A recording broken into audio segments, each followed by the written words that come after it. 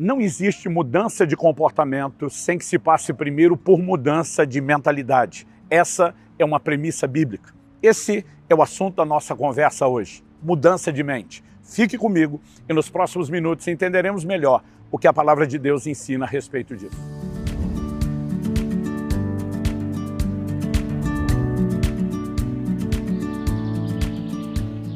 Estou hoje em Bauru, São Paulo, no Parque Vitória Régia, passando para trazer mais uma palavra ao seu coração. No livro de Romanos, no capítulo 12, no verso 2, nós lemos: "E não vos conformeis com este século, mas transformai-vos pela renovação da vossa mente, para que experimenteis qual seja a boa, agradável e perfeita vontade de Deus." O apóstolo, pelo Espírito Santo, sinaliza que nós devemos nos alinhar à vontade de Deus. Ele chama essa vontade de boa, de agradável e de perfeita. No entanto, ele mostra que Deus não estabelece a sua vontade de forma impositiva, simplesmente porque quer. A Bíblia mostra que é um caminho de rendição, há um caminho de alinhamento, há um caminho de entrega a essa vontade. E o texto começa dizendo que nós não podemos nos conformar, tomar a forma, não podemos nos ajustar a esse século, a esse mundo. Mas para que a gente viva a transformação, de acordo com como é proposto pelo texto, transformai-vos pela renovação da vossa mente, para que a gente viva a transformação, é importante entender tanto o que ela é e também como ela se processa. A palavra usada por Paulo e traduzida aqui transformação é a palavra grega metamorfose. Assim como a borboleta que vai de lagarta, aquele belo inseto colorido, passa por um processo de mudança. E isso, quando você estudou biologia, deve ter aprendido como metamorfose. Mudança é um processo. Isso ilustra muito bem a mudança que nós vivemos. Ainda que a regeneração seja uma experiência instantânea, nós percebemos que tão logo o crente se converte, há um processo de crescimento, de amadurecimento, ou seja, o combo completo da transformação não é instantâneo. Nós temos um grande avanço na conversão. Muitas vezes o comportamento é mudado de forma acelerada, principalmente quando o arrependimento chega, gerando compreensão e nos impulsionando a uma atitude diferente. Como, por exemplo, Zaqueu, quando diz para Jesus: "Eu vou distribuir boa parte dos meus bens aos pobres, se eu defraudei alguém, vou restituir 4 vezes mais." Na hora Jesus exclama: "Hoje veio salvação a essa casa", porque ele reconhece que há sinais de mudança. Isso não significa que toda mudança que tinha que acontecer, aconteceu apenas naquele momento. É uma boa largada, por assim dizer. Mas transformação, de acordo com o ensino bíblico, segue sendo um processo.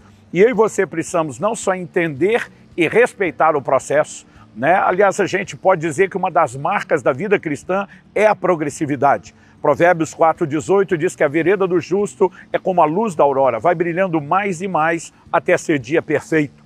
O apóstolo Paulo, em 2 Coríntios, no capítulo 3, no verso 18, diz que todos nós, com o rosto descoberto, somos transformados de glória em glória na imagem do Senhor. O produto final a ser alcançado na vida de todo cristão é a imagem de Jesus. E essa transformação não é instantânea. Ela é progressiva, ela é de glória em glória. É como se fosse um degrau após outro degrau numa escada, e nós vamos galgando um de cada vez até alcançarmos a plena transformação.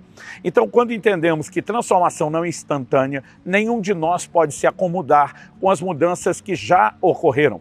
Por mais extraordinárias que sejam, por maior que seja a alegria e a gratidão pelas mudanças já experimentadas, nós precisamos continuar vivendo transformação. Evidente que ainda não alcançamos a estatura do varão perfeito, Cristo Jesus, e não podemos simplesmente nos acomodar. Mesmo que numa psicologia de compensação, olhando tudo que já mudou, não há motivos para que nenhum de nós aceite estagnar. A mudança é um processo e devemos seguir mudando.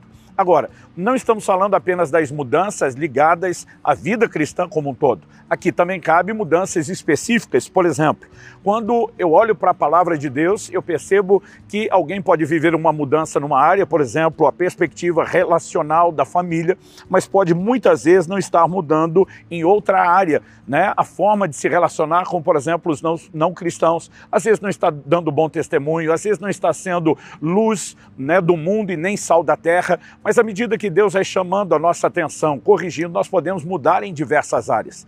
Eu, por exemplo, nasci e cresci no lar cristão, abracei os valores da palavra de Deus no que diz respeito à vida cristã como um todo, mas demorei muito para mudar no que diz respeito, por exemplo, ao cuidado do corpo. E para que pudesse viver essas mudanças, algo teve que acontecer. E aí eu quero chamar a sua atenção não só para o fato de que mudança é parte de um processo contínuo, mas nós precisamos entender como ela se processa. O apóstolo Paulo diz que nós temos que nos transformar pela renovação da nossa mente. E algo que eu tenho repetido muito é, não se muda comportamento sem que se mude primeiro os valores. Se não passarmos por uma mudança de valores, se não passarmos por uma mudança na maneira de pensar, e aliás, uma das palavras que é traduzida no Novo Testamento como arrependimento é metanoia. Metanoia significa mudança de mente, mudança de pensamento, que normalmente é o que vai produzir a mudança de atitude, a conversão, né? Aquela mudança do caminho que está sendo seguido. E ao olharmos para a palavra de Deus, nós percebemos que isso é uma ênfase recorrente. Por exemplo, o apóstolo Paulo escreve aos Efésios, e ele diz no capítulo 4, a partir do verso 22 até o 24, novamente nós vemos essa menção da importância de uma renovação na forma de pensar. A diferença é que aqui, em vez de usar a expressão mente, o apóstolo vai falar entendimento.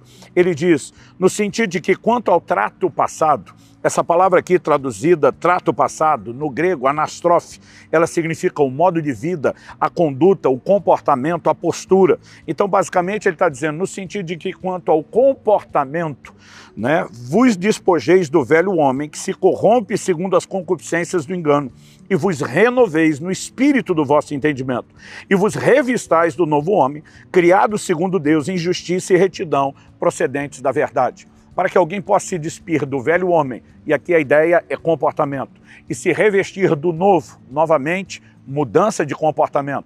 Mudança do comportamento antigo, de alguém que não era convertido, para um comportamento que se adequa e se ajusta àquilo que é esperado de alguém que se converteu a Cristo. Para que isso aconteça, novamente há uma ênfase.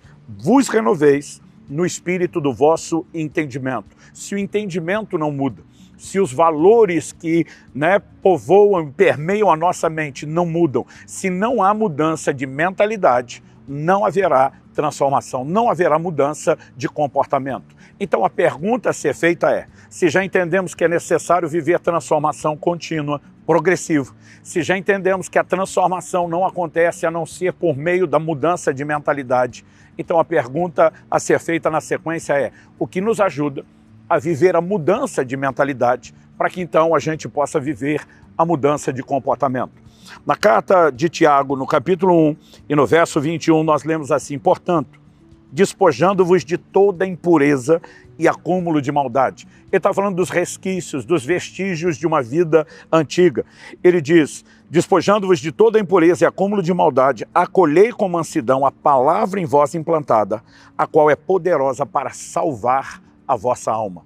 Quando a gente ouve a expressão salvar, salvação, a gente pensa apenas no sentido espiritual pleno, de ser resgatado da condenação eterna do inferno para o céu, de ser perdoado de pecados. Mas a palavra aqui traduzida salvar, no original grego sozo, ela é da ideia de cura, de restauração.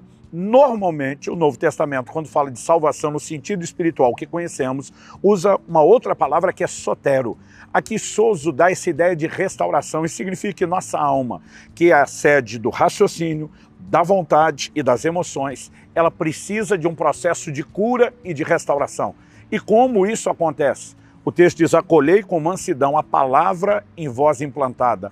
Ela é poderosa para salvar as vossas almas. Então, assim como quando falamos de mudança de mente, de entendimento como um fundamento necessário para a mudança, aqui o texto mostra que o que tem o poder de produzir a mudança de mente é a palavra de Deus. No Salmo 19:7 nós lemos que a lei do Senhor é perfeita e restaura a alma.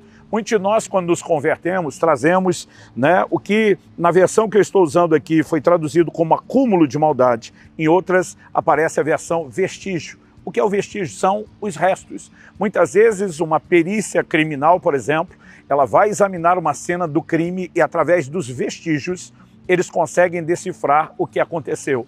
onde está um furo de bala na parede, qual a direção da trajetória da bala para saber exatamente qual era a distância e o ângulo do tiro.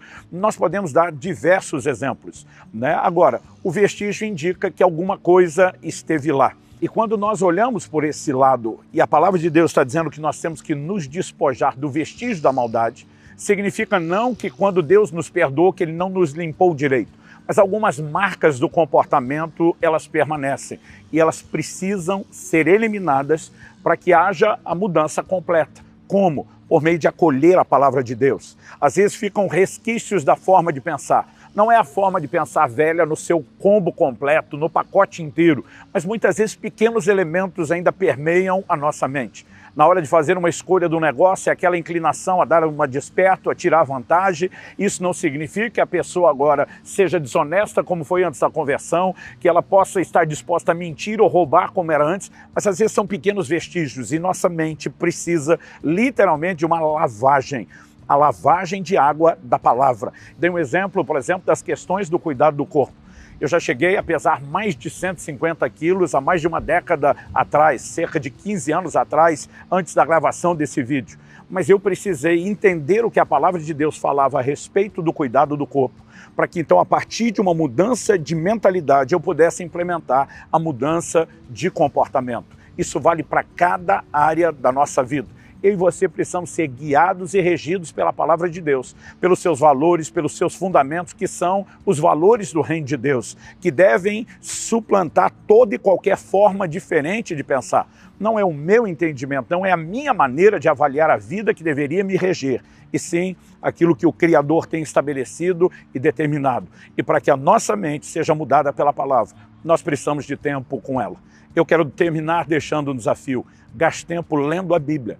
Não apenas para saber no que você deve crer, mas para que isso tenha esse poder sobrenatural de mudar a sua forma de pensar e assim, consequentemente, afetar o seu comportamento. E dessa forma, que você glorifique a Deus por meio de uma vida diferente que exalta Jesus Cristo.